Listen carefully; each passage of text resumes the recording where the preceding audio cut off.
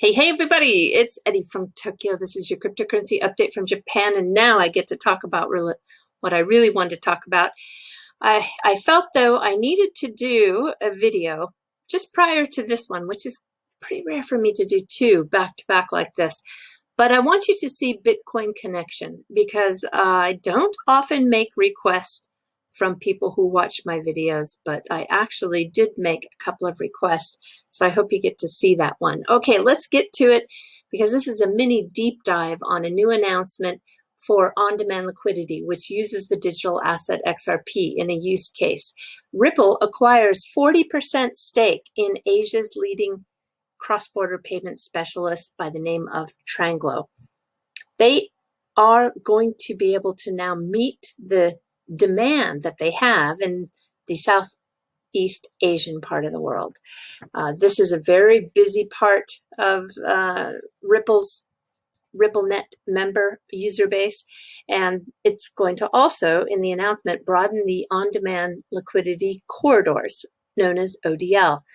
There will be some new use cases for the digital asset XRP. This is very important always, but in addition, there is an added importance to the announcement, and that is that Tranglo is going to leverage Ripple's line of credit, which loans out XRP. The reason why that's important is because it has a direct impact on the supply. I'm going to talk a little bit more about that towards the end of this video. But in this part of the world, XRP is really starting to be used as a bridge asset to complete those cross-border payments. It's used in the Philippines, which is a really big corridor, and it's used now in Singapore on that trial basis.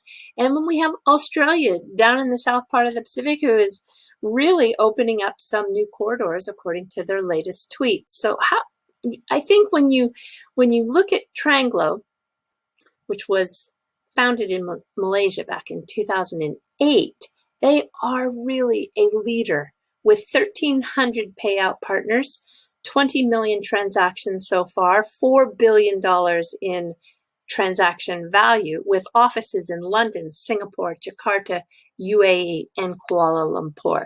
So this is not just a tiny remittance company. It is really good too. We're going to see Amir Sarhangi get on the board. He is the Vice President of Product and Delivery at Ripple. And also, we have Brooks and Twistle. He is the new GM that is located in Singapore. So he's going to be, this is the first time they've mentioned him in an active role because he's a brand new hire for Ripple in the Southeast Asian part of their customer base. Now, this company, Tranglo, is backed by a Hong Kong investment holding company, TNG Fintech Group, and they will remain a majority shareholder. And it was back in 2018 that they acquired Tranglo. And then if we take a look at another recent announcement they made, this is pretty impressive. Tranglo made its foray into Africa and Latin America.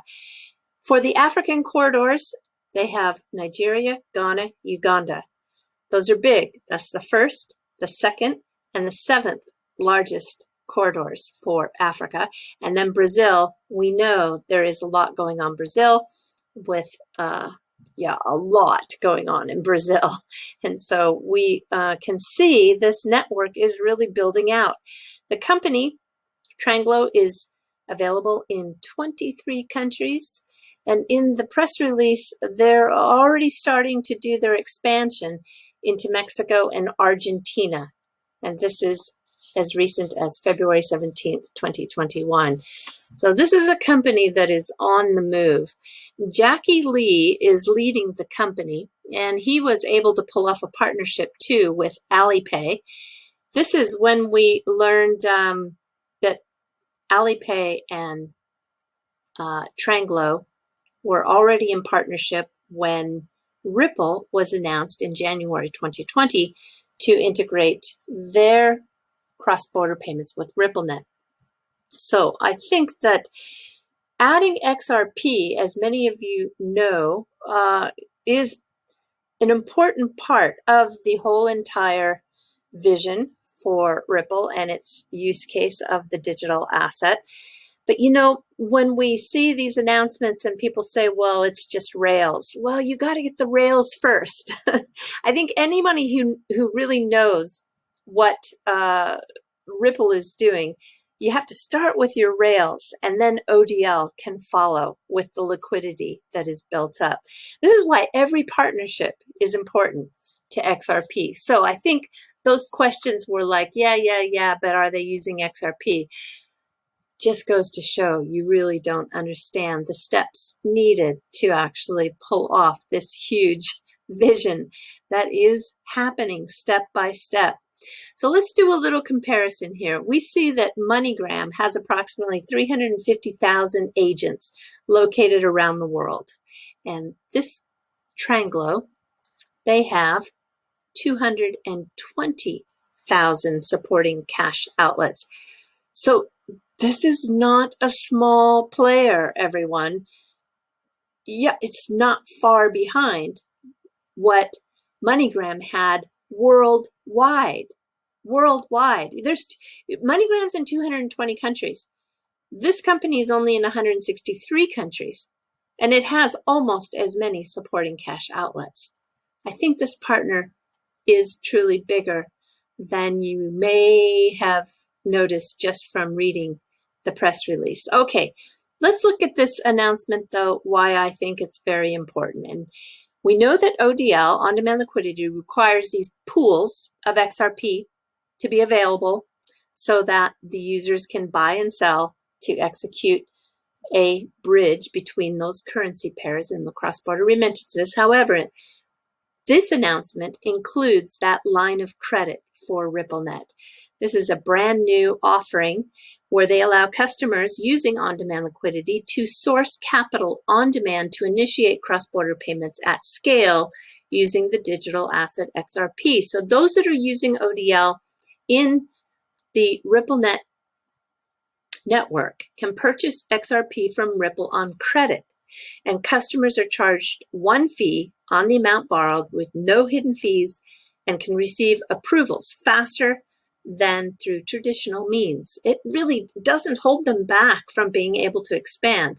So RippleNet's customers simply take advantage of the one simple XRP-based arrangement everywhere that ODL is available, regardless of sending destination or fiat currency, and cost a lot less than most other available credit options. So yeah, this was I think a really ingenious addition to their services, and I think that a lot of their customers are going to take advantage of this. All right, everybody, we are jumping to the fluff already, and I just want to show you, this is Shinjuku, which is a very busy. I was here on Saturday night, and yeah, it's busy. It's a really busy party section of the city that has a lot of things to do, as well as eating and shopping, and it's very, very active, nigiyake, as we say, very, very lively. And so there's the Toho theaters that are there, and they have put, if you see here, Godzilla at the top. And Godzilla is one that actually has kind of this Las Vegas style show where it roars and steam comes out and the lights go off. It's really fun for a lot of kids. And there is a hotel next to it called the Gracery Hotel, and you can see how close it is. It's really a fun hotel to stay at. They have this outdoor deck too that you can then be right next to Godzilla when it has its show, or you can try to request the room that has the best view right out your window. And then if you are following this channel, you might know that all of Japan has these decorative manhole covers. And just this week, they have unveiled 2 new ones for Shinjuku. And they are, of course, with the theme of Godzilla. This one's pretty good. This is Shinjuku here. And this is, I think, the coolest of the 2. which is, yeah, these are the Tokyo Suido. That's the underground water system that they have. So the manhole covers are just beautiful. They come in all sorts. I mean, there are cherry blossoms to Pokemon to now you can see even the Godzilla is coming. So here is that show that you kind of see that's maybe a little cheesy, but still fun, really fun. You have a peek.